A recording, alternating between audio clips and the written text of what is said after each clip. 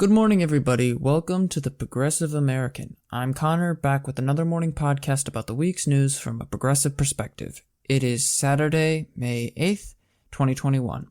Today we are discussing Facebook's decision to reinstate its ban on Trump, Liz Cheney's likely fall from Republican leadership, charges against the officers involved in George Floyd's death, and rising clashes between Israeli police and Palestinians. With introductions out of the way, let's just jump into it. On Thursday, Facebook's Oversight Advisory Board announced that the decision by Facebook to ban the former president was justified. The decision means that Facebook is under no obligation to reinstate Trump anytime soon. However, Facebook is far from being in the clear. For one, the advisory board took multiple shots at Facebook's decision-making process and condemned the decision to institute a lifetime ban on the former president, saying that the platform has 6 months to specify its policy towards Trump and his account. In their statement, the board wrote, quote, "The board declines Facebook's request and insists that Facebook apply and justify a defined penalty," unquote. While critics of former President Trump are pleased by the continued ban, criticism still hit the platform from the left and the right.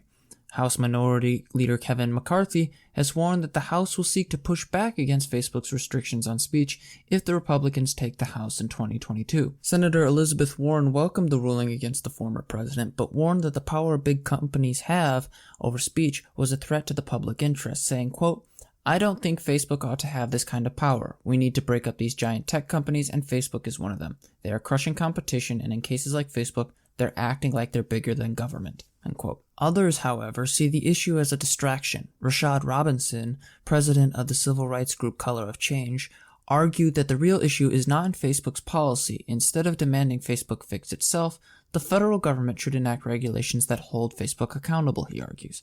On the other hand, others are concerned about the potential abuse that could come with government agencies regulating Facebook's terms of services.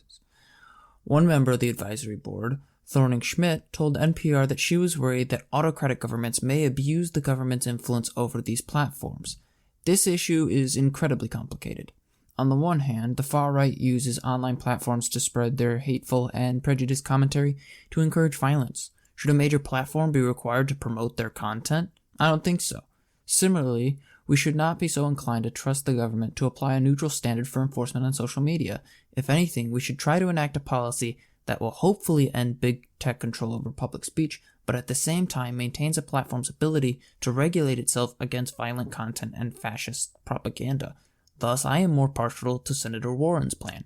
Keep terms of service and break up the companies so we can prevent these technological companies from holding control over our public discourse. Speaking of canceling, we now turn to Liz Cheney, the representative for Wyoming. On Friday, the New York Daily News reported and the New York Times confirmed that pro-Trump Republicans are once again attempting to remove Cheney from her position as the House Republican Conference Chair. In early February, Cheney was able to fight off a vote of no confidence with overwhelming support from her caucus. But now, Republicans are poised to kick her out of her position in the party's leadership.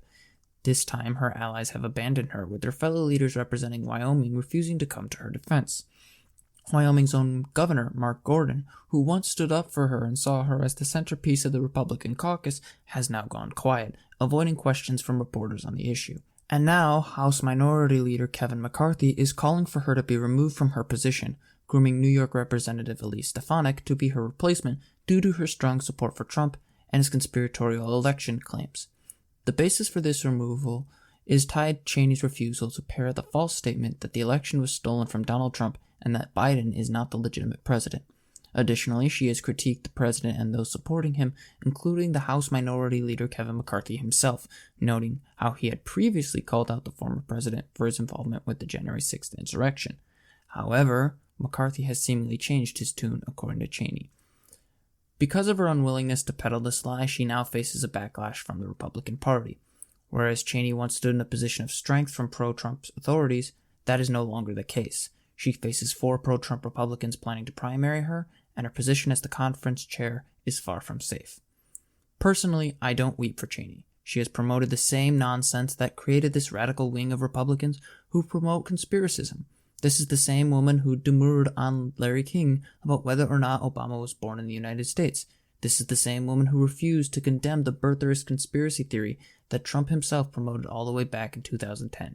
She's the same woman who enthusiastically supported torture in violation of international law, even after the previous administration had banned the practice. She also endorsed Trump in 2016, so it's not like she's annoyed with the idea of Trump as a leader. It's only that it's harder now. She constantly went on Fox News to argue that Obama was not trying to support American international interests, in fact insinuating that he was sympathetic to jihadists. In other words, she was doing what Trump did, but without the 2 a.m. tweeting. I'm not saying that I want Elise Stefanik to replace Liz Cheney, but that does not mean Cheney is a beneficial figure to the improvement of American society. She's just as guilty as the rest of the Republican establishment in letting Trump take power. Her warmongering, her toxic rhetoric, and her promotion of xenophobia against former President Obama are all things that would help Trumpism take root in the party that she claims she wants to save. On Friday, ABC News reported that federal prosecutors are charging all 4 of the officers involved in George Floyd's death with violations of his civil rights. All 4 of the now former officers face charges for neglecting to provide medical care to someone who was, quote, in clear need, that person being George Floyd.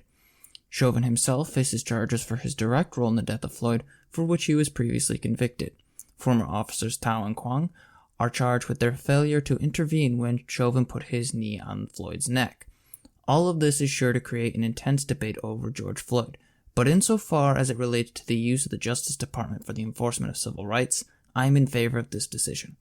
Granted, this is a recent announcement, so my position may change if the nature of the charges or the arguments that are made by the prosecution cause some sort of problem in their application. But in the absence of that, I think these charges could be useful to sending a message that the government will not tolerate abuses of the citizenry. Cops are agents of the state, and when they abuse their power, they should be held accountable. And that is what the civil rights charges seek to do. In other news, riots and fighting broke out near the Al-Aqsa mosque in Jerusalem with at least 53 people injured. The fighting broke out after Palestinian worshippers attempted to access the mosque for the last week of Ramadan, but the mosque has been under restrictions by the Israeli government, including required vaccination and restrictions on the amount of people attending. Israeli police reported to the International Business Times that some of the worshippers were armed and had thrown bricks and other material at the police. Additionally, Israeli officials have threatened to evict Palestinians from their homes, prompting hostility to the Israeli government's restrictions and limitations on Palestinian life. The U.S. government has called for de-escalation and warned that expelling people from their homes will only make things worse, and so far that seems to be the case. Adding fuel to the fire, Israeli security forces killed 2 Palestinians and wounded a third after the trio had opened fire on a nearby base in the occupied West Bank. Violence has spurred across the region as a result, causing rising tensions. Now, I am not a foreign policy expert.